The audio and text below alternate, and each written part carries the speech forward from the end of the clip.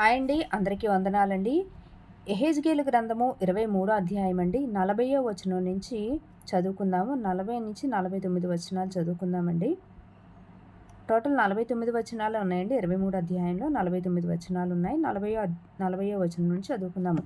మరియు దూరమునున్న వారిని పిలిపించుటకై వారు దూతను పంపిరి. వారు రాగా వారి కొరకు నీవు స్నానము చేసి కన్నులకు కాటుక పెట్టుకొని ఆభరణములు ధరించుకొని ఘనమైన మంచము మీద కూర్చుండి బల్లను సిద్ధపరిచి దాని మీద నా పరిమళ ద్రవ్యము తైలమును పెట్టితివి.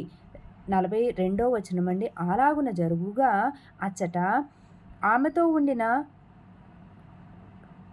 వేడుకగాండ్ర సమూహము యొక్క సందడి వినబడెను. సమూహమునకు చేరిన త్రాగుబోతులు వారి యొద్దకు ఎడారి మార్గము నుండి వచ్చిరి. వారు ఈ వేశ్యలు చేతులకు కడియములు తొడిగి వారి తలలకు పూలదండలు చుట్టిరి. 43వ వచనమండి.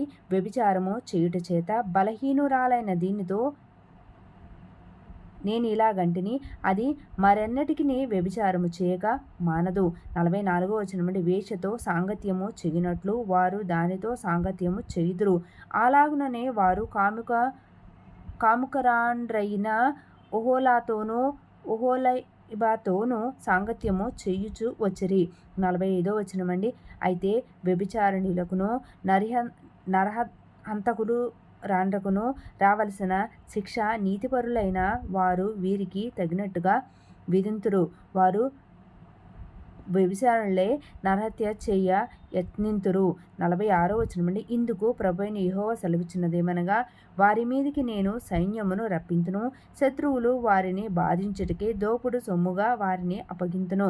ఆ సైనికులు రాళ్ళు రువ్వి వారిని చంపుదురు. ఖడ్గము చేత హతము చేయుదురు. వారి కుమారులను కుమార్తెలను చంపుదురు. వారి ఇండ్లను అగ్నిచేత కాల్చివేయుదురు. 48వ వచనమండి. స్త్రీలందరూ మీ కామాతురత చొప్పున కూడనిది అని నేర్చుకొనున్నట్లు మీ కామాతురతను దేశంలో నుండకుండా మాన్పించుదును.